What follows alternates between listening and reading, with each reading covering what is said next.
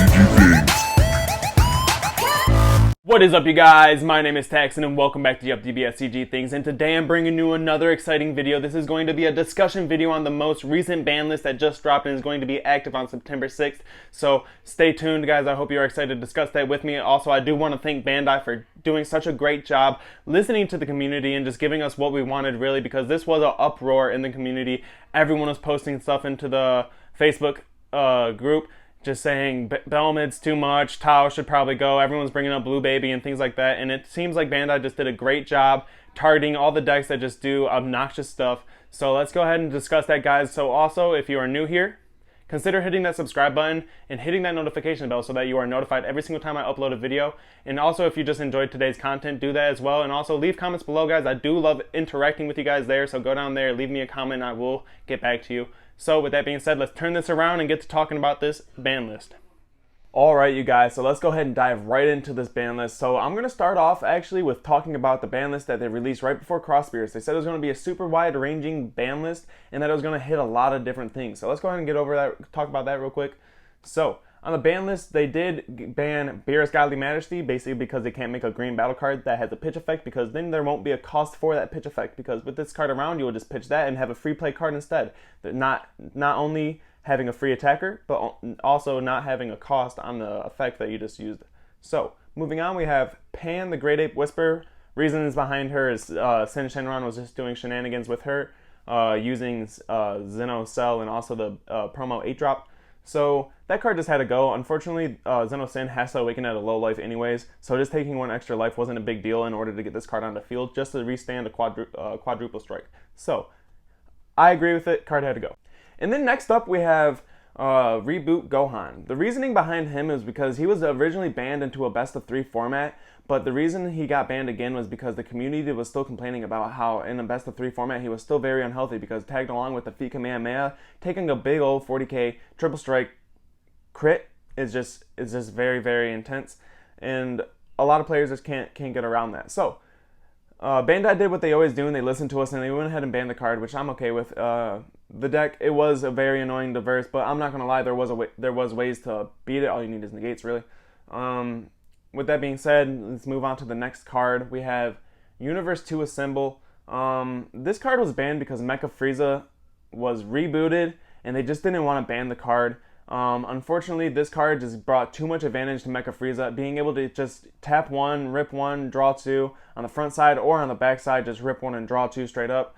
It was just very, very degenerate and very, very easy way to get hand advantage in the game. Along with, if your opponent's tapped out, you get to play a 2-drop U9 from your deck. So that's actually a +4, because that card did not come from your hand, it comes from your deck. And it's always an attacker. If you're playing Basil, it's 2 attacks and it draws you a card. Or you can play Chapel, get you an attack in, and make your opponent have to work around his effect. So now we're going to move into the limit, guys. They limited Heartfelt Plea, which I can understand completely. The card is slightly searchable in some decks, so being able to find him was very, very easily, and especially in Dark Broly, he was very, very degenerate and hard to play around, because you had so much draw power against you if you were reversing it, and then you had to deal with either giving him 2 more cards and then dealing with the triple, or just taking a damage and then dealing with the triple. So I can understand the card going down to 1 per deck. It makes sense to me. Leave it in the comments below what you guys feel about Heartfelt Plea. I love Heartfelt Plea. Unfortunately, it has been hit in 1 copy per deck. It's still searchable. That's all I gotta say. You can still find it. Moving on to the next one, Bardock the Resolute. He got limited to 1. I can understand that, absolutely. This deck, these games, we draw so much. You can see multiple copies of this deck, this card, and just keep free playing it if your opponent gets rid of it. Not too much to say about the card. It actually ends up getting hit again in the next list. Bergamo got hit to the 1 of. Card's absolutely understandable in yellow and also blue if you're playing a control version of blue with blue-yellow. You can just rest so many cards, and it just allows you to play out this card and just absolutely obliterate your opponent. You can tap them out, tap their battle cards, and if you have a bunch of them, you can tap 4, tap all their energy, tap. You can just tap all their stuff. The card is absolutely amazing. Limit to 1. I play that card at 1 in my yellow deck still. I still see it. And I can still trigger this card's effect, especially tagged along with Power of the Super Saiyan. So I love the card. I'm alright with it at 1. Let me know what you guys think. Drum got hit. I don't play King Piccolo, but having a -10 barrier blocker that just keeps coming out, it's relatively annoying. So I can understand why the community was complaining and needed some form of something in King Piccolo to get hit. So Drum just had to go. So the erratas, we got Cell Zeno, Catastrophic Blow, Majin the Quickening, the front and back side of the Vegeks leader, the back side of the Dark Broly leader, the the Black Smoke Dragon, Unison, and the Videl leader before she even came out. So let's go over these erratas really quickly. Cell Zeno got his keyword skill, Quadruple Strike, moved down into the auto so that on turn 5 you get dual attack, Quad Strike, and rip 3 cards from your opponent's hand. It is what it is, honestly. Use it for what it was supposed to. It's supposed to come out after the 9-drop in the original Cell Surge deck, so that's just how it is. With that being said, we're moving on to Catastrophic Blow. This all got is tagged limit 1, so if you have the 6-drop on field, you can still get 2 damage in, but unfortunately you're not going to burn your opponent from 6 to 0 in 1 turn no more. Moving on to the errated Vegeks leader, we have Burst 3 on the front and back instead of Burst 5. That's understandable. They just wanted to make Vegeks compared to some of the other black leaders so that it's not just always the first black leader chosen, which is absolutely understandable. The deck's still really good because it does give double strike to Unison, so the deck is still played and it does play very good, especially since it does have the burst into play free package. Next, we're going to go ahead and talk about Dark Broly.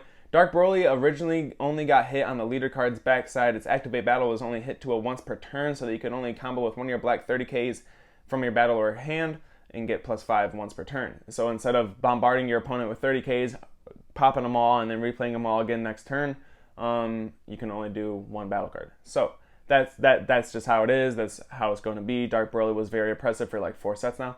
It just needed to get hit. Majin the Quickening, they just trying to slow down the game, guys. Majin Vegeta was able to put in a very good turn 2 W against most decks. So being able to put that 3 energy tag into this field card so that you're not just putting out so many double strikes in 1 turn, it's understandable. Now that'll give your opponent to actually see 2 energy so that they can possibly floodgate you and stop other things. So with that being said, let's move on to the Unison. The Unison, the only thing that changed about him is his activate main got the leader tag added to it. If your leader card is a Black Demon Realm race, you can add a marker. So that's really the only thing that happened there. And Videl was going to be very degenerate if they did not hit this card before it came out, because it did not say in active mode, switch it to rest mode. So in Dragon Ball Super, you do got to fulfill as much of the skill as you can. So if it doesn't say in active mode, you can still choose it if it's already in rest mode. You can still choose it and then gain its power. So now they put it in active mode, you have to switch it. So that's very good. You cannot swing with your Unison and then get the boost. So that was the original wide-ranging ban list, guys. Now we're going to go ahead and talk about this new ban list that just dropped, guys. It is, in my opinion, great. They did a phenomenal job hitting exactly what the community was asking for. Thank you, Bandai, for doing such a great job doing what we ask of you and making this game as fun for us as you can. So let's talk about the very first card on the ban list is Belmid. Legends from PPG, the PPG team or whatever, made the FTK King Vegeta deck that included Bodyguard Legic, Tao, all these free play cards that just went into a very aggressive Stormy style play style. And Belmid was causing players to get rid of unique skills on there. Like Tao per se has unique, so like when you cast him, you can only have one of him in field. But if you're going to use a card like Belmid, you can remove that card, play another card, tag along with Belmid, and then just replay. You know, you can just keep doing so many things, and it's just, they're just trying to get rid of the free play in this game. So, which I can understand, especially when in Dark Broly, Belmid was doing a lot of really annoying things with the Thwarting in Darkness promo SS3 Gogeta. So, I'm kind of happy they hit Belmid. Belmid, in my opinion, was doing a lot of really nasty things. Like, you could think that you survived a turn, and then out of nowhere, your opponent's like, yeah, Belmid. Oh yeah, overwhelm after that. So, Belmid, it was a lot of things. In my opinion, I'm happy it's gone. Let me know what you guys think in the comments below. Next up, we got Mercenary Tao on the list. I play red. I love red. I think this card could have just used an errata to maybe an Earthlings leader, so that you could still play it in the deck that it was supposed to be played in, which was Peel Off when it came out in set 10. I was super excited for this card. I played it in like a lot of my red decks. It is a free 15k crit. It reminded me a lot of Surprise Attack Frieza, besides the fact that you didn't have to KO a card. So I'm kind of sad that Tao had to go, but unfortunately for the health of the game state, I'm alright with it going. So that can go ahead and go. Let me know what you guys think about that in the comments below. Bardock the Resolute was originally limited to 1, but then got banned just because the game does draw so much, and you can still see that card very, very easily. And just seeing one copy of that card can change the flow of the game. I understand that it had to go. So everyone take that one of copy out of your deck. On to the next card. We have Son Goku Power of the Legends. I was actually kind of surprised to see this card on here. Honestly, I play green. I play OG Broly. This card is in my OG Broly deck. It is also in my Cell Surge. Anytime your opponent discards a card off one of your skills, he's going to come out and play, have a free 15k attack, and then you can warp a 4 cost or less with its effect. So I can understand it had to go. It was another card that was a free 15k beat stick, and it did things. Especially having tag on removal, it was phenomenal. So I can see the reason I had to go. I'm just surprised that they hit these 2 cards, but not like Poutine and the Gravy that also came out with it, because they're also free play. And Poutine does have barrier, and it is a pretty annoying card. So next up on the ban list, we do have Mecha Frieza. Unfortunately, Mecha Frieza just had to go. They had to tiptoe around every yellow extra card they were going to make. They unfortunately had to ban U9 for it. They just didn't want to have to keep doing things like that. So Mecha had to go. Maybe they'll reboot it down the line. I'm alright with Mecha having to go because I've played Mecha. It does a lot of things. It's a very degenerate deck. I hope you don't like using your energy if you verse Mecha. So that's just how it is. I'm glad because honestly, now we get the chance of seeing so many better yellow extra cards in the game. And we'll be able to play them in any yellow deck we want instead of just Mecha Frieza. Mecha Frieza this, Mecha Frieza that. So with that being said, Mecha Frieza is no longer the top dog yellow deck, guys. That is just how it is. We're going to move to the limited. I'm actually kind of excited for this. Limited one in your deck. We got King Piccolo New Ruler. Honestly, I'm alright with this. I'm actually super happy with this because this card was fairly annoying to deal with. Not only does, if you were versing a red deck that could do any types of overwhelms, you were going to have to deal with the overwhelm and this guy. So, especially since you could run him at 4 copies, guys, like you could do that 4 turns in a row. And I know everyone's like, it's 1 negate, it's 1 super combo, it's 2 cards. Yeah, it's 2 cards. In a game that's all about hand advantage, I do believe that limiting King Piccolo to 1 is the right way to go, especially since they went along and tagged along this next card with it.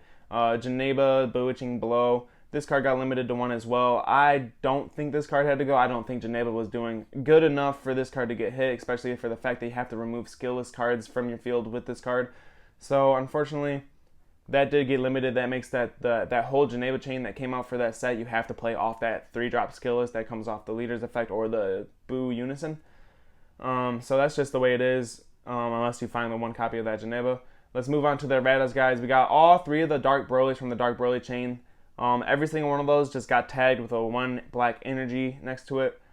So now that leader has that backside once per turn active battle, and then all of his 30k big beat sticks are 1 energy. Now, that absolutely, in my opinion, is going to put Broly in a state of not being played as often as it is now. There may be a few players that absolutely love the deck. I mean, I love the deck. I topped with it in my last regional that I went to. I got top 8 with Dark Broly, but unfortunately after this one, I don't think I'm going to continue playing the deck. For 1 energy, a 30k is great, don't get me wrong, but it's going to take away from the fact that the deck is already kind of a glass cannon, so you're not going to be able to push out as much aggro as you should.